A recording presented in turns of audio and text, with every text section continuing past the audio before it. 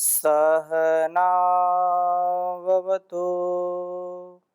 सहनौ भुनक्तु सह वीर्यं करवावहै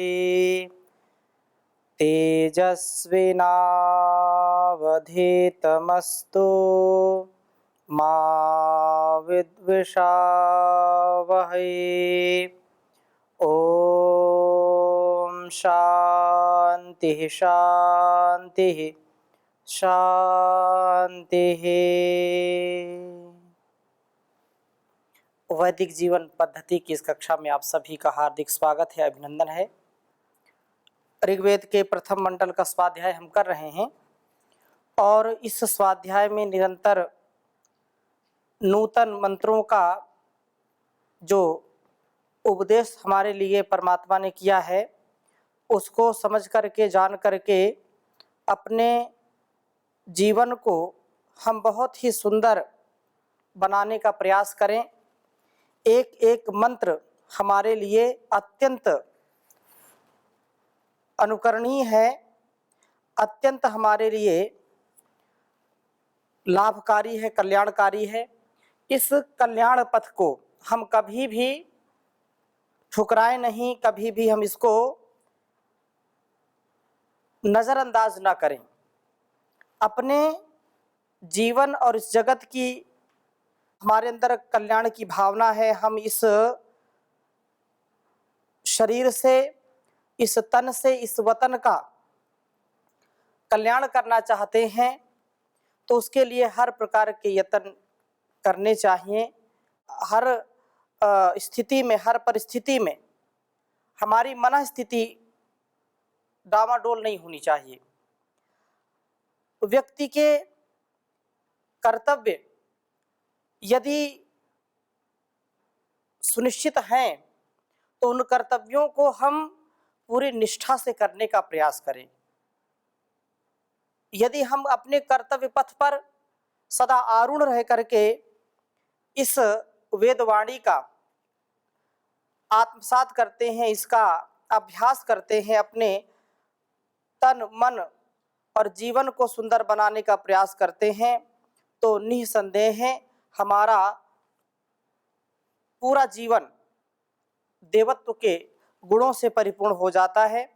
हम ऐसी स्थिति में अपने जीवन को सदा बढ़ाने का काम करते हैं और इस प्रकार से हम कभी भी जीवन में ठोकर नहीं खाते, दुख नहीं पाते हैं और एक एक पल सदा सर्वदा सर्वत्र वासनाओं को दूर करने का प्रयास करते हैं और हमारे लिए संसार का जो सबसे महनीय कर्म है, जो स्वधर्म है, उसका हम पालन करते हैं।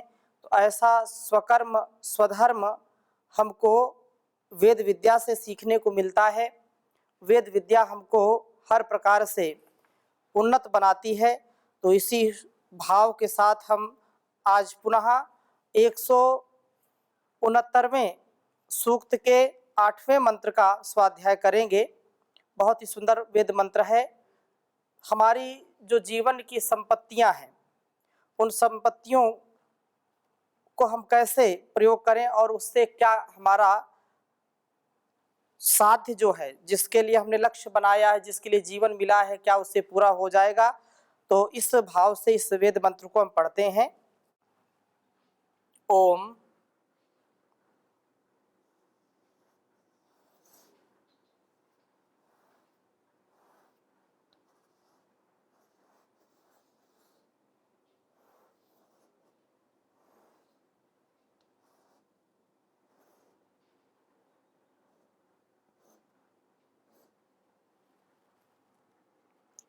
त्वं मानेभ्य इंद्र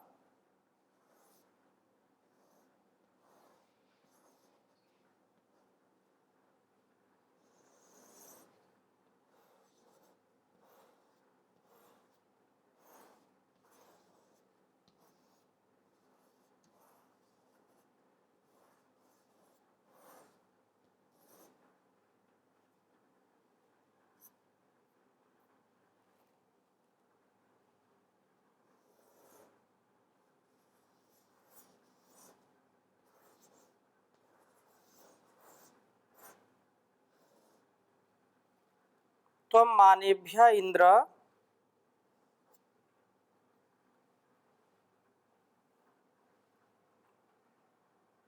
विश्वजन्यारदा।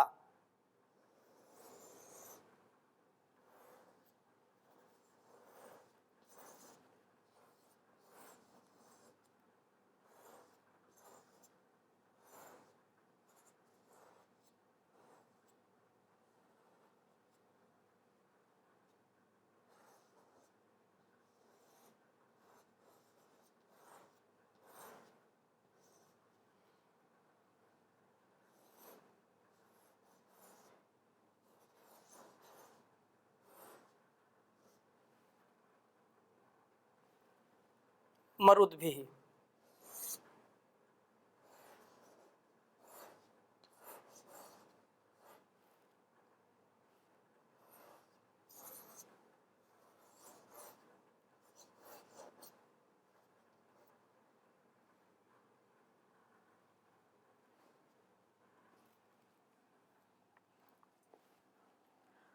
शुर्धो गो अग्राह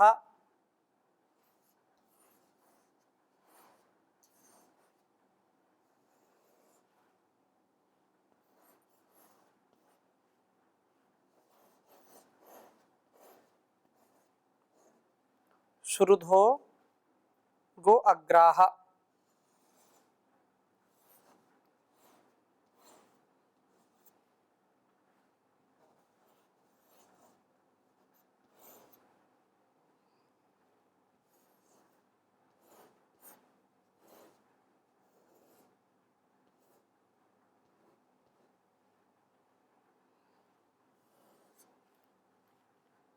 स्तवानेभिः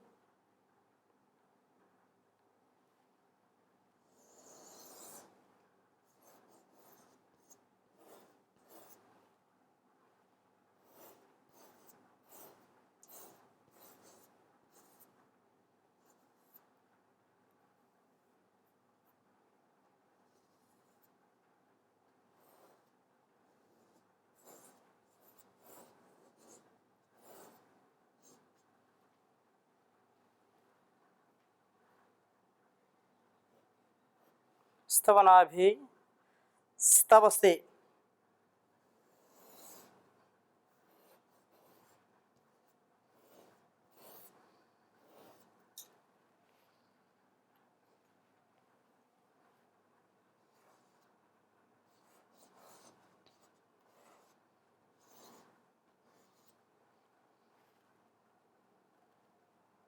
देव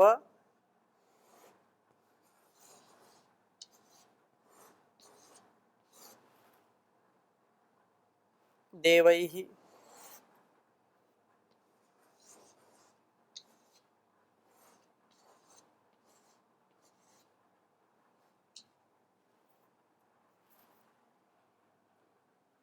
विद्यामेष वृजनं जीरदानुम्।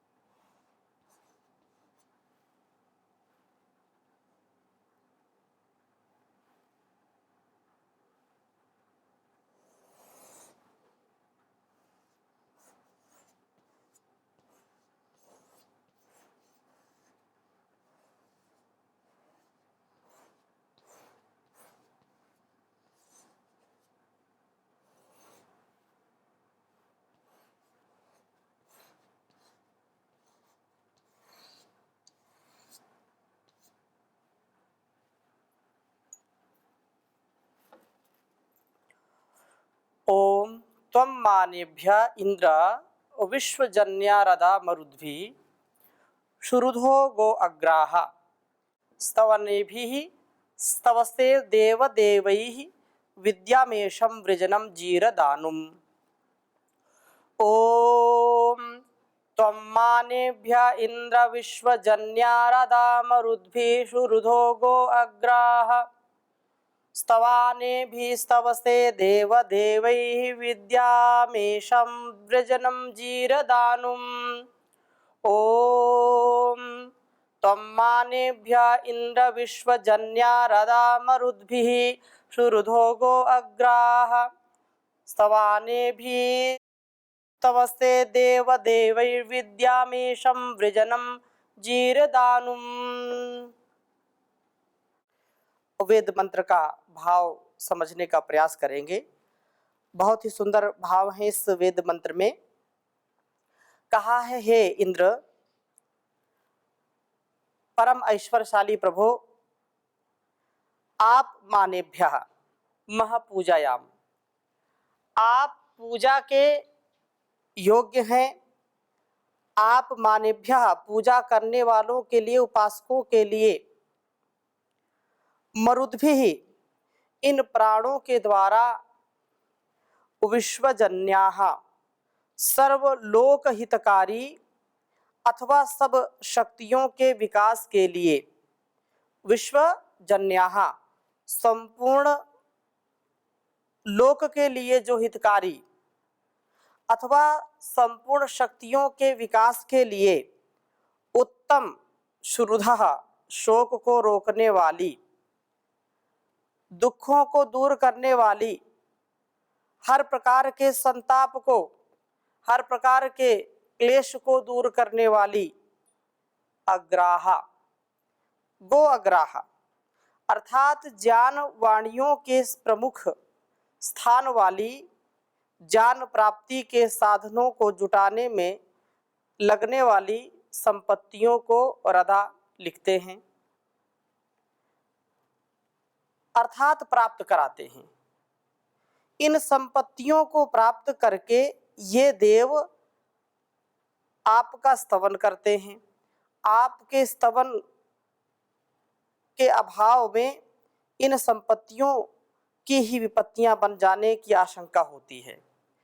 प्रभु की भक्ति के साथ यदि हम जीवन का निर्वहन करते हैं, वेदानुकूल यदि आचरण करते हैं, तो हम अपने पथ से कभी भटकते नहीं हैं। कितना भी हम धनवान बन जाएं, बुद्धिमान बन जाएं, बलवान बन जाएं, हमारे अंदर अहंकार नहीं आता है। हमारे अंदर का जो विकार है, जो कुसंस्कार है, वो हमारे ऊपर हावी नहीं होने पाता है। हम इस झूठे धन संपत्ति के, इस ऐश्वर्य के पाने से अहंकारी नहीं बन जाते। इसलिए प्रभु की भक्ति परम आवश्यक है, क्योंकि संसार में सबसे उत्तम जो धन है परमात्मा की भक्ति ही है। उसकी भक्ति में जितना आनंद, जितना सुख है, उतना इस संसार के भोग सामग्री में नहीं है, इन संसार की भौतिक वस्तुओं में नहीं है। क्योंकि वस्तुएं तो बिगड़ जाती हैं, वो व्यक्ति भी कभी कभी नाराज हो जाते हैं, बिगड़ जाते हैं। व्यक्तियों के साथ व्यवहार करते समय यदि हम अपने विवेक का, अपने वैराग्य का संतुलन नहीं रखते हैं, तो निसंदेह जिस व्यक्ति से, जिस वस्तु से, जिस स्थान से हमको ज़्यादा लगाव होता है, ज़्यादा जिसमें राग हो जाता है, कालांतर में वही दुख देने वाला भी बनता है, वही हमको कष्ट देने वाला भी बनता है, उसी के माध्यम से हमको कष्ट भी मिलते हैं। इसलिए हम विवेक पूर्वक, ज्ञान पूर्वक यदि राग भी करना है तो पूर्ण रूप से संतुलित मन से हम राग करें। अर्थात राग रंज रागे सुखानुशयी रागा दुखानुशयी द्वेषः। तो जो सुख जहाँ हमको मिलता है, लेकिन सुख का स्तर क्या है उसको भी समझ करके हमको फिर सुख की कामना करनी चाहिए। कोई भी संसार में दुख नहीं चाहता है, एक पल का दुख नहीं चाहता है, लेकिन यह हो नहीं पाता। जब इस संसार में आते हैं शरीर हमको मिलता है तो अनेक प्रकार के दुख आते ही आते हैं, इनसे कोई बच नहीं सकता है। बचता वही है जो प्रभु की शरणागति को प्राप्त है, जो उस परम पिता परमेश्वर की भक्ति के साथ अपने जीवन को जीता है और इस झूठे अहंकार में नहीं रहता। क्योंकि संसार में कितना ही व्यक्ति धनवान हो जाए, एक दिन उसका निधन होता है, निर्धन होकर के जाता है, कुछ भी साथ नहीं ले जाता है। इसलिए हम इस झूठे अहंकार को पाल करके अपने में विकार उत्पन्न ना करें, अपने संस्कारों को दूषित ना करें। इतना हमारा सुंदर सफल प्रयास होना चाहिए कि वेद के अनुकूल हम जीवन जीने वाले बने। तो हमारी जो संपत्तियां हैं, कैसी भी संपत्ति हैं, उन संपत्तियों से हम दूसरों की और अपनी विपत्तियों को दूर करने का प्रयास करें। यदि हम उसी पैसे में, उस धन के पीछे ही चलने लगे तो वो विपत्ति लेकर के आएगा। ऐसा कोई भी धन, ऐसा कोई भी ऐश्वर्य हमको नहीं चाहिए जो हमारे अंदर की संकीर्णता को, दुर्गुण दुर्व्यसन को, हमारे अंदर दोषों को जन्म दे। हमको निर्दोष जीवन जीने का प्रयास करना चाहिए। कहते हैं कि जब घर में लक्ष्मी आती है, अलग अलग अर्थों में लोग प्रयोग करते हैं। लक्ष्मी का जो वाहन उल्लू है, अर्थात जब धन आता है तो व्यक्ति उल्लू बन जाता है, उसको कुछ दिखाई नहीं पड़ता, क्योंकि रात्रि में देखता है, दिन में दिखाई नहीं पड़ता उसको। तो एक समझने के लिए इस बात को हम समझ लें कि हम चाहे निर्धन हो या धनवान हो, संपत्ति से रहित हो या संपत्ति सहित हो, कभी भी विवेक चक्षु हमारे, ज्ञान चक्षु हमारे अंधकार की ओर ना ले जाए हमको। हम सदा प्रकाश में रहें, चाहे धन हो या निर्धन हो, किसी भी प्रकार से हम अपने स्वभाव को खराब ना करें। हमारे स्वभाव में प्रकाश हो, ज्ञान हो, हमारे स्वभाव में प्रेम हो, करुणा हो, सौहार्द हो, परस्परता हो, एक दूसरे के सहयोग की भावना हो, दूसरों के प्रति अति उदारता पूर्वक, न्याय पूर्वक, प्रेम पूर्वक हम अपने जीवन को बिताने वाले बने। और कहा है कि यह जो संपत्ति है, ये संपत्तियां विश्वजन्य नहीं रहती हैं, भोग विलास का साधन मात्र रह जाती हैं। ये शोकवर्धक हैं और मनुष्य को जान से दूर ले जाती हैं। जब धन का अहंकार हो जाता है व्यक्ति को, तो धन के मद में अंधा हो जाता है और वो सोचता है कि पैसे मेरे पास है, मैं सब कुछ खरीद सकता हूँ। माना कि पैसे बहुत हैं, धन बहुत है, संसाधन बहुत है, संपत्तियां बहुत हैं, लेकिन कुछ वस्तुएं ऐसी हैं संसार में, कुछ तत्व, कुछ तथ्य ऐसे हैं जिनको हम खरीद नहीं सकते हैं। कितना भी व्यक्ति धनवान हो जाए, पूरे इस धरा का वो स्वामी हो जाए, तो भी कुछ चीजें चाह करके भी वो खरीद नहीं सकता है। इसलिए उसको इस पर अहंकार नहीं करना चाहिए। कितना भी पैसा हो जाए, यदि बीमार व्यक्ति हो गया, औषधि कितनी भी खरीद सकता है, लेकिन स्वास्थ्य कभी खरीद नहीं सकता है। खाने की वस्तुओं को कितना भी, बादाम, पिस्ता, काजू और जितने भी बड़े से बड़े लोगों के खाद्य पदार्थ अपने अलग अलग होते हैं, कितनी भी वह सुख सुविधाएं इकट्ठा कर ले, लेकिन भूख कभी खरीद नहीं सकता है। खाने की वस्तुएं उपस्थित है लेकिन भूख ही नहीं है, तो क्या खाएगा वो? कितना भी वो अपने घर को पुस्तकों से भर ले, कितना ज्ञान विज्ञान अपने आसपास रख ले, लेकिन उस ज्ञान विज्ञान से, उस भौतिक पदार्थ से उसके अंदर का जो विवेक है, जो ज्ञान है, कभी बढ़ता नहीं, क्योंकि यह विद्या कहीं खरीद करके नहीं मिलती है। कितना भी व्यक्ति पैसे वाला हो जाए, कितने सुंदर सुंदर बिस्तर और मखमली गद्दे इकट्ठे कर ले, लेकिन नींद को कहीं खरीद नहीं सकता है। इसलिए धनवान व्यक्ति कितना हो, बुद्धिमान कितना हो, जब तक उसके अंदर विवेक नहीं है, वैराग्य नहीं है, जब तक उसके अंदर सद्ज्ञान नहीं है, तो उसका जीवन शमशान के समान होता है।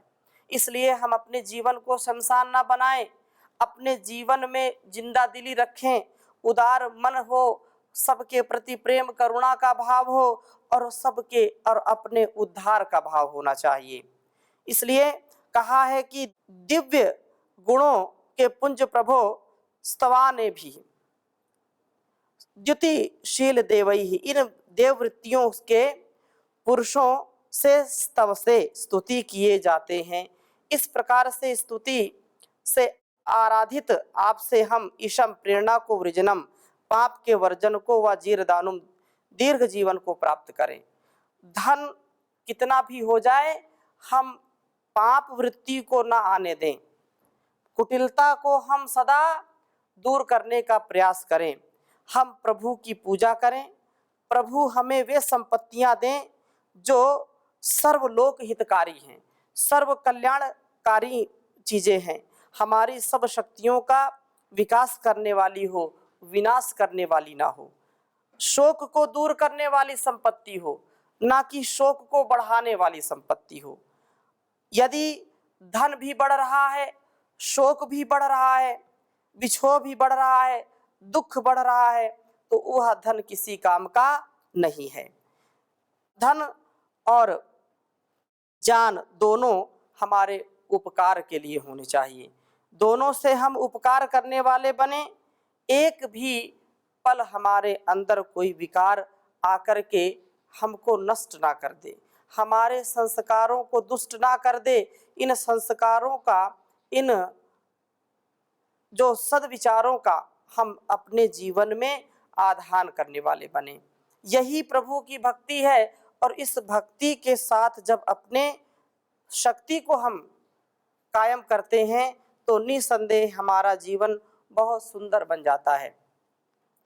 अहंकार की इस तपस से अपने इस कोमल और पुष्प समान जीवन को कभी हम मुरझाने न दें, कभी इस क्रोध की अग्नि में, काम की अग्नि में, अहंकार की अग्नि में हम अपने को जला न दें, अपने अस्तित्व को भस्म न कर दें, अपने जीवन को शीतलता से युक्त करें, अपने जीवन में प्रेम, करुणा और उत्थान का भाव रख करके, हर प्रकार के गुणों में दिव्यता का भाव रख करके जब जीवन जीते हैं तो निसंदेह यह जीवन हमारा सुंदरता से परिपूर्ण हो जाता है। इस सूक्त का जो अंतिम यह क्योंकि मंत्र था इस सूक्त का, तो हम धन तो प्राप्त करें परंतु वह धन हमारे ह्रास का कारण न बने, वह हमारे विनाश का कारण न बने, वृद्धि का कारण ही बने। इस बात के लिए हमको निरंतर धन का जो सदुपयोग है, जो कल्याण के लिए धन अर्जन करते हैं, उस अर्जन में इस बात का ध्यान रखें कि ये सृजन के लिए है, यहाँ विकास के लिए है, विनाश के लिए नहीं है। तब जाकर के उस धन से हम अपना, अपने परिवार का, अपने समाज का, राष्ट्र का और विश्व का कल्याण कर सकते हैं। कितने ऐसे लोग हैं जो धन को बहुत अपने ऐशो आराम के लिए, विलासिता के लिए खर्च करते हैं, लेकिन वह विलासिता उनकी सदा रहती नहीं है। एक दिन ऐसा आता है कि सब कुछ यहीं रह जाता है और कुछ भी साथ नहीं जा पाता है। उन्हीं के साथ जाता है जो जैसा कर्म करेंगे तो कर्म ही व्यक्ति का सच्चा मित्र होता है। इसलिए हम धन के अभिमान में कभी चूर ना हो। हम चूर चूर जब हो जाते इसी में मगरूर हो जाते हैं तो यह हमारे लिए भी अकल्याणकारी हो जाता है, हमारे परिवार, समाज और राष्ट्र के लिए भी अकल्याणकारी हो जाता है। अतएव हम सदा सर्वदा सर्वत्र धन का स्वाभिमान रखते हुए, धन का कभी भी अहंकार न करते हुए सुपथ से चलें। अग्ने नय सुपथाराय अस्मान विश्वानि देव वयुनानि विद्वान योध्यस मज्जूराण मेनो भूष्ठान ते नम उक्तिम विधेमा। तो ये जो यहाँ पर भी इस वेद मंत्र में भी यह प्रार्थना की है कि वो हमको ये परमपिता परमेश्वर सुपथ से ले चले, कुपथ से नहीं। कुटिलता युक्त जो हमारे पाप हैं उन पापों से हम बचें और धन ऐश्वर्यों के स्वामी हो में हम किसी भी प्रकार से लाचार होकर के जीवन जीने वाले न बने। तो ऐसी शुभकामना, ऐसी शुभ भावना सदा सर्वदा हमारे हृदय में रहे, हमारे संस्कारों में रहे, हमारे संस्कार कभी भी दूषित ना हो, ऐसी प्रार्थना उस परमपिता परमेश्वर से करते हुए आज की कक्षा को यहीं पर विराम देते हैं। ओम शांति शांति शांति।